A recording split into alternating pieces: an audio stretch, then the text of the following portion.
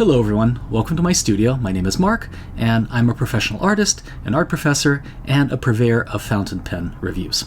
In this video, I'm going to review a pen that I think is pretty interesting, that was sent to me by Bastion, a company that specializes in making all kinds of EDC, that's everyday carry, equipment. This is a first for me, and I have to admit, I'm a little bit nervous. I usually review pens that I really like and want to share with all of you, and as a result, I rarely say anything negative.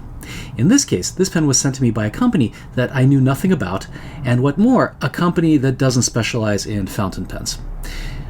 The issue is, what if I didn't like the pen?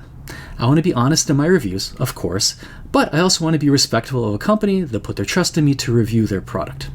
To my relief, it turned out that there are some things about this pen that I like very much, so I can do an honest review without jeopardizing a possible working relationship with the very nice people at Bastion.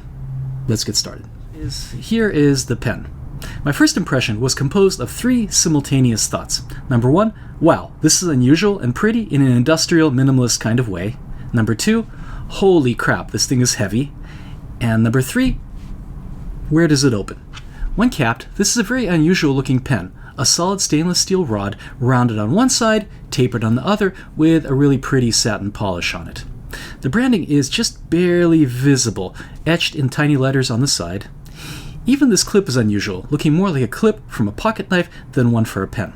Really, this looks more like a very nice tire gauge than a pen, not surprising considering that this company specializes in EDC tools. I do have a few all-metal pens, such as this Kaweco brass, but this pen is even heavier. This was concerning because while the Kaweco is a small pen, this one is on the larger side, being 5¼ inches long. The Kaweco's weight took some pretty getting used to, and now I actually enjoy it. However, it is on the extreme end as far as weight goes, and I don't think anything heavier would be functional. As for opening the pen, I'm embarrassed to say it took a little bit of figuring out. My vision isn't the greatest, but even if it was perfect, it does look like a solid metal rod without any sign of separation between the cap and the barrel. After a bit of pulling and twisting, it started to open, but not where I expected, in the lower part of the pen, making me think that instead of uncapping, I was opening the barrel. It turned out that I was indeed uncapping it, and it revealed a unique, very long, slender grip section with a pretty annular knurling. This definitely was an unusual design that I have to admit I was pretty skeptical of. Then I held the pen, and many things about it started to make more sense. In order to make the separation between the cap and the barrel barely perceptible, the edges of the step-up from the grip section had to be extremely sharp. With a very long section like this, it allows the step to be moved way back away from the fingers. The pronounced knurling in the grip section does a fantastic job and makes me wish that more pens, especially the heavier metal ones, had a knurled grip section. The only one that does have knurling that I can think of is this Muji pen, and the knurling here isn't quite grippy enough. And while knurling isn't the most attractive look on a pen, this type of annular knurling manages to be both effective and attractive. The best thing, and actually the funniest thing about this design, is that the cap is absolutely enormous and makes up for almost half the weight of the entire pen. So uncapped, this pen is much lighter and smaller than its capped appearance suggests. This pen is only 4¾ inches capped, and though it's still quite heavy, its shortness gives it a decent balance in the hand, similar to the way the Kaweco brass feels when posted, with just a pinch of back heaviness. I might be alone in saying this, but I'm in love with this very long and grippy grip section. As I probably mention all too frequently in all of my reviews, I frequently shuffle my fingers up and down when I draw, further back for longer strokes, and for light sketching, and then closer to the nib for detail and when I need a little bit of pressure. My favorite pens usually have a section and barrel that are uniform in girth, without sharp threading or all kinds of bumps to get in the way from my shifts in grip. This pen eliminated this problem altogether, making the grip section so long that my fingers never leave it. The annular knurling provides excellent grip even when my fingers are oily or wet. The sharp edge of the barrel does occasionally scrape against my fingers, but it happens infrequently enough that it's tolerable. It feels like whoever designed this pen had much more experience designing EDC tools than fountain pens. It shows in features such as this very neat looking but extremely tight metal clip, which again would be more at home on a pocket knife. It also of course shows in the knurling on the grip section, more in line with the aesthetics of a ratchet handle than with a fountain pen. At any rate, there's definitely some tool-inspired out-of-the-box design here that I really appreciate. Furthermore, the attention to detail in this pen is admirable, with nice touches here and there, such as the O-rings on the cap and inside the barrel, which makes the last twist feel very, very satisfying. I also like how smooth the threading is in the cap, which, because of the weight of the pen, allows you to spin it open like so. While I'm ashamed to admit this, I do like pens that you can fidget with, and this spinning open is pretty cool. The inside of this pen is nothing special, just your standard international cartridge converter. While nothing special, it's also nothing bad, and a lot of people actually prefer cartridge converters over pens with built-in filling systems. For one thing, if ink capacity is an issue, you can always keep extra cartridges around, that's no big deal. But the main benefit here is durability.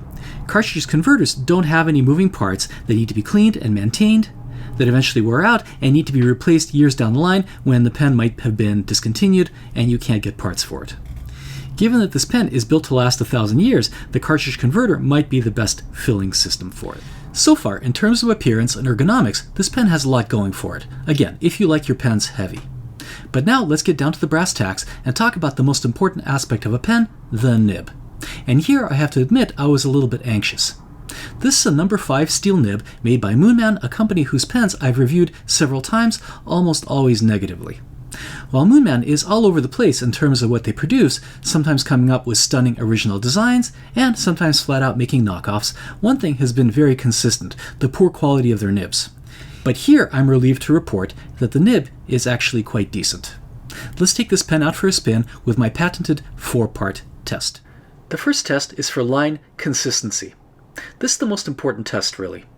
A pen needs to put down a line at any speed from every angle to be effective. I'm willing to put up with a lot of faults in a pen: poor ergonomics, tiny ink capacity, scratchiness even. But if a pen skips, it's essentially unusable. Unlike the other pens with Moonman nibs that I've tried, this pen doesn't suffer from skipping. The weight of the pen helps because it ensures that you don't accidentally lift the nib off the paper, which can happen when you're using a pen that's very light. But I think here, even if the pen was light, the nib would perform just fine. In terms of line variation, the nib performed pretty well, having a little bit of bounce to it, allowing for a pleasant touch of line variation. It's also fairly consistent but scratchy as a reverse writer. In terms of line variation, I would give this pen a 2.5 out of 10, not quite making it into the soft nib category, which runs between 3 and 4.5, but close.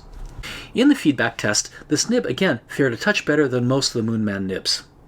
This one wasn't nearly as scratchy as the other ones I've tested, which is definitely a positive, but also speaks to the inconsistency of Moonman nibs. In terms of the wetness, this nib also wrote much wetter than other pens with Moonman nibs, producing a semi-wet line, not too wet, not too dry, good for most drawing purposes. Okay, let's subject this pen to the ultimate test and actually draw with it. And while I draw, I'll give a few concluding remarks.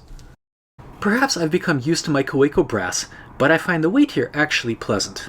It slows down your hand slightly, which is a good thing if you're being fidgety and drawing too quickly. It also helps maintain contact with the paper. The slight back heaviness is not a problem because the pen is so short, and the end of the pen rests comfortably between your thumb and your forefingers, just like it does with the Kaweco Brass Sport. As I mentioned, the best thing about this pen is the very long knurled grip section. My fingers were free to dance on it back and forth, and I actually found myself shifting my grip more often than usual. The edge of the barrel next to the threads does feel razor sharp, but it's so far away from the fingers that it never becomes too much of a threat. While I think this nib is much better than the other Moonman nibs I've tried, the really nice thing is that this is a very common number 5 size nib that can easily be popped out and replaced with something even better, such as a number 5 steel nib made by Yovo. This is something I did almost immediately after receiving the pen, and I'm happy to report that with a Yovo nib, this pen works even better. So, who do I think this pen will be good for? Well, this is definitely a statement pen in terms of looks and weight, and the statement here is that I'm a dude, or dudette, who likes tools, trucks, and using those tools to work on trucks. This is a pen that will be at home in EDC wallets next to a multi-tool, a pocket knife, and an ice-cold can of American beer. Joking aside, this is a thoughtfully designed product for people who enjoy industrial-inspired minimalist design and are looking for a pen that's extremely durable. That puts this pen in the same category as Keras Customs or Tactile Turn, companies that also focus on attractive all-metal machined pens for the EDC crowd. I think many people avoid fountain pens because they seem impractical and old-fashioned, something Grandma would use to write thank you notes.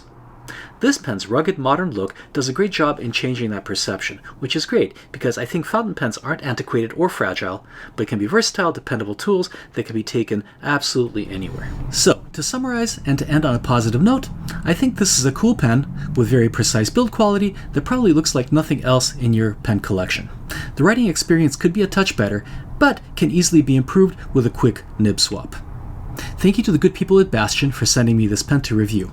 They also sent me a promo code that I'm going to leave below so that all of you watching can enjoy a 20% discount on all of their products. Thanks for watching, and bye for now.